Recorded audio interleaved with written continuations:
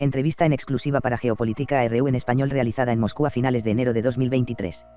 Enrique Refollo, estimado Alexander Borodai, muchas gracias por la oportunidad de entrevistarle para que nuestro público en español pueda conocerle. Quisiera dividir esta entrevista en 3 partes, presente, pasado y futuro. De este modo, me gustaría conocer de primera mano la situación actual en Donbass, pues sé que usted lo visita a menudo. 1. Presente. EJ, en primer lugar, ¿cómo describiría la situación actual en Donbass, desde el punto de vista humanitario y económico, por un lado, y de la OEM, por otro?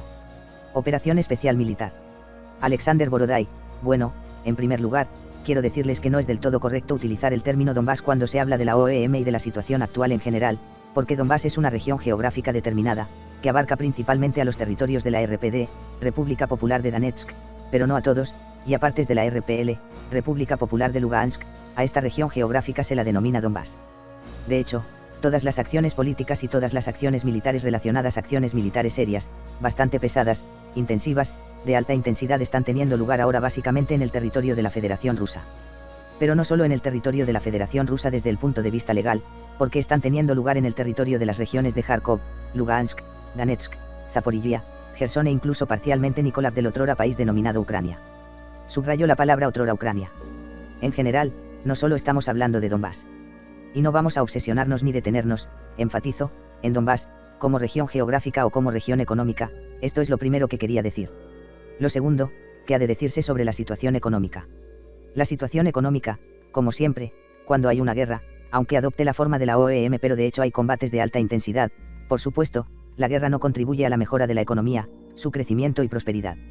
Bueno, de hecho, la economía de Donbass, debido a que la guerra, ya sea de forma dura, de forma intensiva o de forma lenta, ha durado realmente 9 años, naturalmente la economía de Donbass se ha adaptado a ella y no solo Donbass, sino toda la región, de hecho, en su conjunto.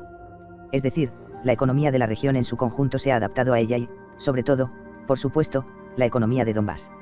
Recuerdo que Donbass fue una de las 10 regiones más industrializadas del mundo y no solo es carbón y metalurgia, sino también ingeniería mecánica, que es de alta calidad. La región está integrada en la economía rusa. Lo que puede funcionar, funciona. Sí, faltan trabajadores. En particular, faltan porque muchos han sido reclutados en el ejército y están luchando en el ejército ruso por la libertad de nuestra patria común. Nuestra patria común, subrayo. Contra el occidente colectivo que está representado principalmente por Estados Unidos, por supuesto, y también se siente la presencia de otros países. Pero si hablamos de una situación frontal, ahora entendemos que en realidad ya hay cada vez menos oponentes que serían de la denominada Ucrania, casi no tenemos más de ellos en el frente. Bueno, hay algunos batallones territoriales, y algo más. Entiendo que estén preparando a sus cuerpos en la retaguardia, pero ahora nuestro enemigo es mayoritariamente polaco, alemán y francés. Así que entendemos muy bien que se trata de unidades regulares del ejército polaco y unidades regulares de los ejércitos alemán y francés, que simplemente han cambiado los galones de sus mangas y de ejército regular han pasado a ser de repente unos mercenarios desconocidos. Aunque sucede de todo. A veces hay verdaderos soldados de países lejanos y hermosos. Hace poco mis chicos destrozaron un jeep con mercenarios. Bueno, quitaron las matrículas, por así decirlo. Tengo una matrícula colgada, dice Sao Paulo. Es de Brasil. Y el jeep, probablemente sus pasajeros también. Bueno, los pasajeros se frieron, pero la matrícula se quedó. EJ, desde 2021 usted es miembro electo de la Duma estatal, es decir, vio de primera mano los pasados meses de enero y febrero de 2022, como vivió aquellos días entre el 22 y 24 de febrero, entre el reconocimiento de las repúblicas populares de Donetsk y Lugansk y el inicio de la operación. Según su consideración, ¿realmente fue posible un acuerdo de paz o bien nunca hubo voluntad de paz por el lado ucraniano, occidental? No me preocupaba en absoluto, porque todo lo que estaba ocurriendo estaba absolutamente predeterminado y lo sabía perfectamente. Deben entender que estoy involucrado en esta historia desde 2014, y he estado involucrado en Ucrania mucho antes, como tecnólogo político, y desde 2014, cuando comenzó la primavera de Crimea, he estado participando en esta historia primero como asistente de Sergei Aksenov, luego como primer ministro, que en realidad era el jefe de la RPD, luego como jefe de la Unión de Voluntarios de Donbass, que reúne a veteranos de 2014 a 2015, de las operaciones de combate en ese periodo, y estoy participando. Ahora. Tienen que entender que conozco muy bien esta historia. Sé que nadie contemplaba otra opción más que la solución militar del conflicto. Era bastante obvio para todos que llegaría y todos estos acuerdos de Minsk, no sé a quién podrían engañar. En principio, si estaban engañando a algún público en Occidente, pero solo puedo asombrarme de su ingenuidad, eso es todo. Está claro que los acuerdos de Minsk fueron literalmente extraídos a Rusia para dejar que nuestro principal enemigo se reagrupara, acumulara fuerzas, mejorara su armamento, entrenara y preparara reservas, etc. Así pues, la lucha será realizada en forma de alta intensidad, porque en la forma de baja intensidad no terminó por un minuto en absoluto. En general hubo bombardeos, acciones de saboteadores, hostilidades locales aisladas en ciertas zonas, en ciertas direcciones todo el tiempo. Estaban allí. No fueron a ninguna parte.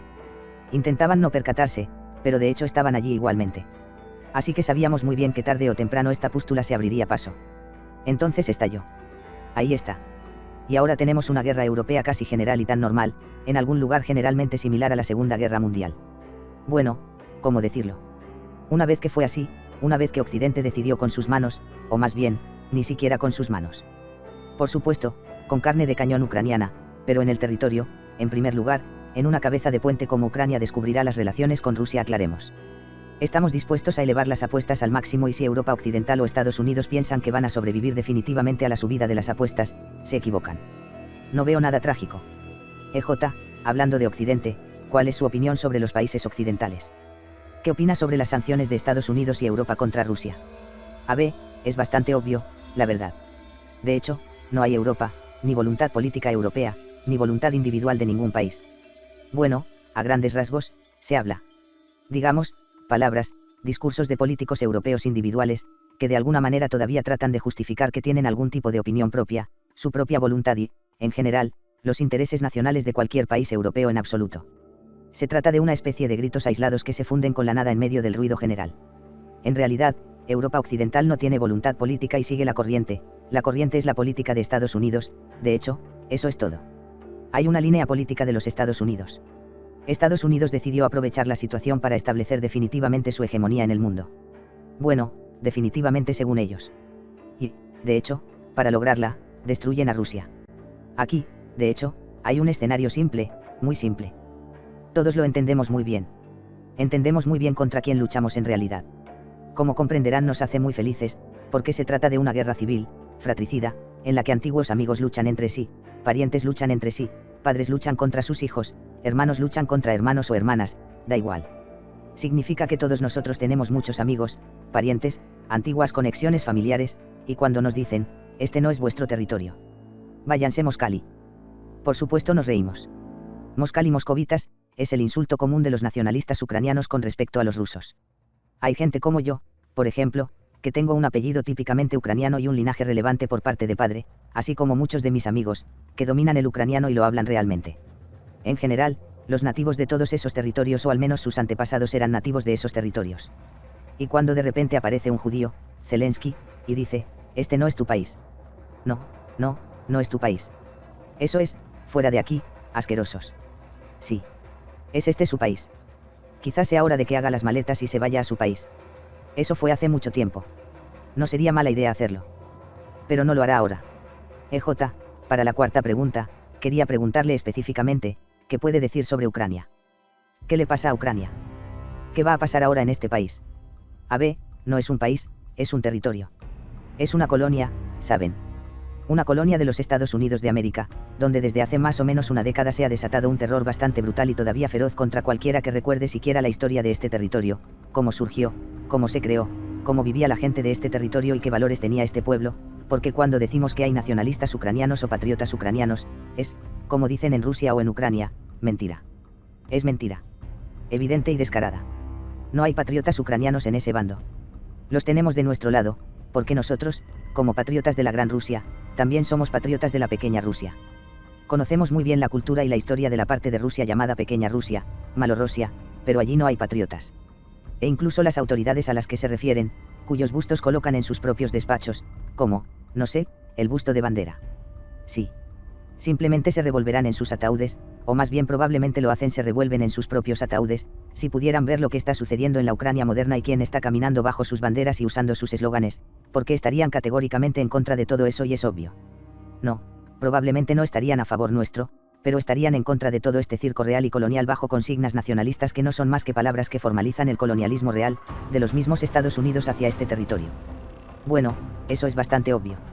Y allí, a menudo eran verdaderos independentistas, Samostijnik en ucraniano, partidario del movimiento nacionalista en Ucrania, que establece su propósito para separarse de Rusia, que querían una Ucrania real, independiente o lo más independiente posible. Y estos no son nacionalistas o patriotas de Ucrania. Solo trabajan por dinero. Alguien por mucho dinero, y alguien por los $1000, que se les pagan por ir al frente. Y su idea principal es vivir gratis. En realidad, es el principal ideologema ucraniano, que se está imponiendo activamente, que nosotros, junto con Occidente, debemos derrotar a Rusia, y entonces obtendremos todo ese dinero de Rusia que Occidente ha confiscado en su momento. Sí. Bueno, reservas de oro y divisas y todo lo demás. En general, recibiremos una enorme contribución de Rusia y viviremos sin hacer nada. No hacer nada es la idea nacional más poderosa, se llama la vida libre. ¿Cómo comentar el estado de ánimo de estas personas? Créanme, he hablado con presos más de una vez. Se trata de personas que no solo carecen de educación, sino que son prácticamente trogloditas. No saben nada del mundo que les rodea. Es decir, ¿cómo es posible que en estos tiempos de gran accesibilidad al conocimiento la gente llegue a semejante idiotez, utilizando al menos Internet? Bueno, francamente hablando, no tengo ni idea. Obviamente, se ha hecho un gran esfuerzo. Pues, entre otras cosas, están las drogas. Drogas. Son drogadictos. Zelensky ha estado matando a sus propias tropas desde el comienzo de la guerra mediante la inyección masiva de duras drogas militares. Es posible tomar tales preparados, como dicen nuestros médicos, durante no más de 5 días sin un daño considerable para la salud, y llevan meses masticando toda esta, historia y la mastican a la fuerza. Al principio eran engullidas a la fuerza bajo el control de los agentes, ahora simplemente no pueden parar. Por cierto, mueren con bastante frecuencia de enfermedades desagradables relacionadas con fallos de los órganos internos. La tasa de mortalidad es muy alta, pero siguen masticando, porque ya son adictos y nunca saldrán de esta adicción. Si dejan de hacerlo en algún momento, instantáneamente, muy rápidamente, en pocos días, quedarán discapacitados o simplemente morirán de muy mala manera. 2 pasado. EJ, en 2014, usted fue por un tiempo el primer ministro de la República Popular de Donetsk, y después fue sucedido por Alexander Zaharchenko, que podría contarnos sobre él y su construcción de la República durante 4 años. Hasta 2018, cuando fue asesinado. ¿Cuál fue la importancia de Zaharchenko en Donetsk? Bueno, mira, obviamente en 2014, en agosto del 14, había una situación en la que Rusia estaba tratando cuidadosamente de distanciarse de lo que estaba sucediendo en este conflicto armado, que realmente estaba teniendo lugar exclusivamente en el territorio de Donbass, por lo que mi existencia posterior como jefe de la República no era muy apropiada, teniendo en cuenta mi origen moscovita y, de hecho, mi registro de residencia está en Moscú. Bueno, el hecho de que yo era de Moscú era bien conocido por todos, al igual que la gran mayoría del gobierno de la RPD, que de hecho estaba formado en gran parte por voluntarios, especialmente, de hecho, el bloque de poder, por así decirlo. Me refiero al Ejército, el MGB, Ministerio de Seguridad del Estado, el MVD, Ministerio del Interior, la Fiscalía, etc. No por regla general, sino que todos eran de la Federación de Rusia, por así decirlo, pero no de Donbass. Así que realmente necesitaba un sucesor local, un sucesor de entre los lugareños. Era muy consciente de ello y empecé a buscar uno entre mis compañeros de armas aproximadamente un mes antes. Confieso que mi elección recayó bastante rápido en Alexander Zaharchenko, y hablaré cínica y francamente porque era, en primer lugar, uno de los comandantes de campo que controlaba mejor. En segundo lugar, tenía evidentes dotes carismáticas. Sí, carecía de formación y educación adecuadas, lo que, por supuesto, le perjudicaba, pero tenía 2 elementos: era de aquí, era un tipo gallardo y ágil y, además, sabía aprender y, desde luego, tenía buena relación con la gente. Este es el tipo de cosas que eran fundamentalmente importantes. Por eso, de hecho, le cedí el cargo de primer ministro de la RPD, y más tarde, en algún momento a finales de noviembre, 2014, si no me equivoco, pasó por el procedimiento de las elecciones nacionales y el cargo de primer ministro se cambió por el de jefe de la RPD. Una especie de análogo, si se quiere, del presidente de un país que entonces apenas era reconocido por nadie. EJ, durante 8 años continuó la guerra en Donbass sin apenas cambios territoriales hasta febrero de 2022. ¿Usted considera que la paz pudo ser posible en el marco de los acuerdos de Minsk? No. Imposible. Todos los que firmaron los acuerdos de Minsk lo sabían. En ambos lados. Todo el mundo estaba seguro de ello. EJ, entonces, siguiente pregunta. Desde 2014, Rusia se enfrentó a sanciones occidentales. ¿Qué medidas se realizaron para paliar las consecuencias de dichas sanciones?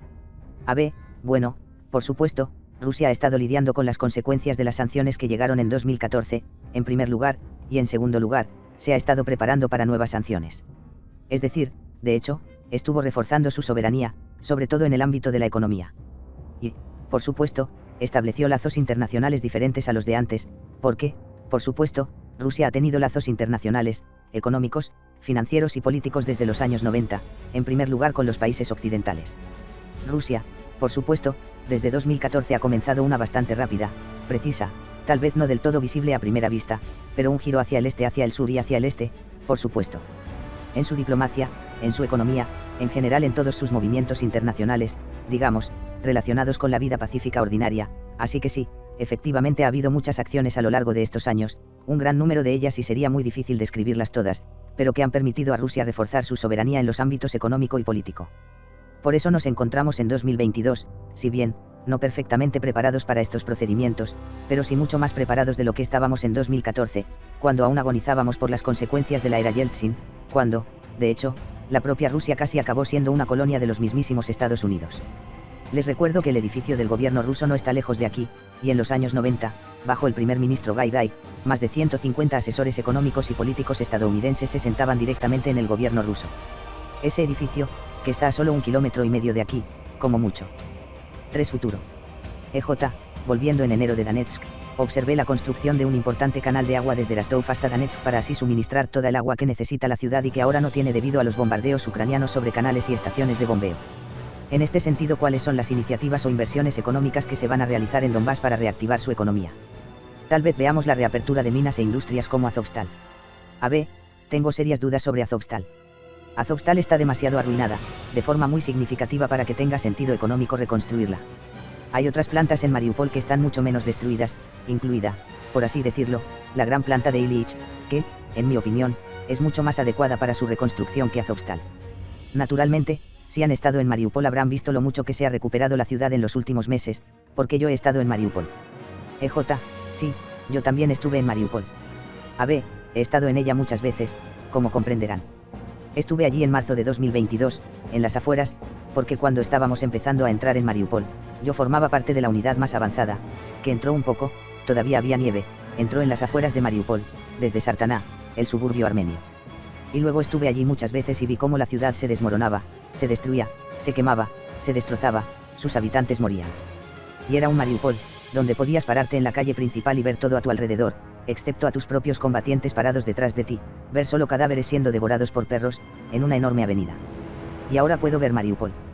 Yo estuve en Mariupol, gracias a Dios, el 9 de enero, y saben, conducía desde el extremo sur, bueno, justo desde la región de Jersón, y como teníamos hambre, paramos allí y nos costó encontrar sitio en un restaurante.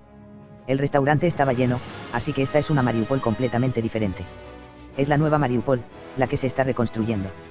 Reviviendo muy deprisa, pero todo el país participa en este proceso. Veo edificios nuevos, buenos y hermosos, que creo que Mariupol nunca ha tenido antes, pero la ciudad realmente crece como de la tierra, brota a través de las ruinas ante mis ojos y hay que decir. Como tengo que viajar a través de Mariupol muchas veces, me he detenido. No tengo nada de interés allí. No hay ninguna unidad mía allí, pero tengo que viajar por Mariupol a menudo. He conducido por Mariupol en una u otra dirección docenas de veces durante la OEM, así que tenía toda la dinámica ante mis ojos, primero la destrucción de Mariupol y luego su renacimiento y restauración, y debo decir que es un espectáculo realmente fascinante, a su manera.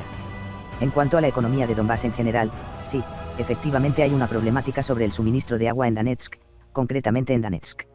En primer lugar, debo decir que la situación ahora es mucho mejor que en verano. Pues es muy evidente, porque cuando vienes a Donetsk y abres un grifo, lo que más fluye ahora es agua. Tal vez no con una presión muy alta, pero sé el agua del grifo, mientras que en verano prácticamente no salía. Ahora bien, incluso en el lugar donde me alojo, que es el peor de Donetsk, hay agua, en general, digamos que a menudo. No siempre, pero sí a menudo. Así que creo que esta situación se invertirá, es más, se invertirá definitivamente cuando finalmente destruyamos al enemigo y tomemos la concentración de Slaviansk-Kramatorsk.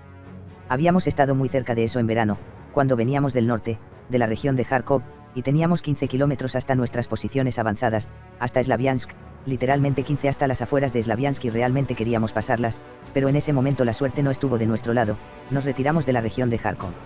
De la mayor parte de la región de Kharkov, porque, de hecho, nuestras tropas y nuestras posiciones están, por supuesto, en la región de Kharkov. Yo mismo estuve en enero en la provincia de Kharkov, en el sur de la provincia de Kharkov. Sí, en la provincia de Kharkov no fui muy lejos, solo 11 kilómetros, pero aún así. En cuanto a la situación actual, en realidad, al tomar Slaviansk y Kramatorsk abriremos el surtidor. La cuestión es que el agua se bombea desde el río Sevesky Donats y estas bombas tienen que funcionar a pleno rendimiento. Ahora mismo no funcionan.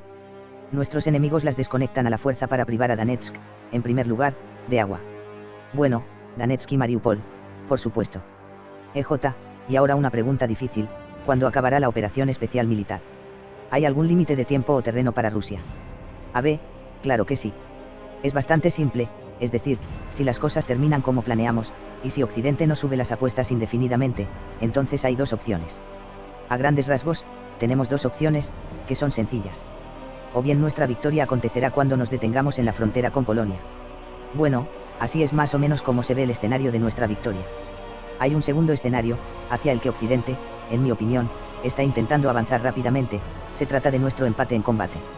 Bueno, lo que quede en el curso del empate, por supuesto, no lo sé, puede ser en pingüinos, por ejemplo, no todos, o puede ser que muten y se conviertan en pingüinos enormes, que no son de tamaño humano, y creen una nueva civilización, como la que escribió Anatole France.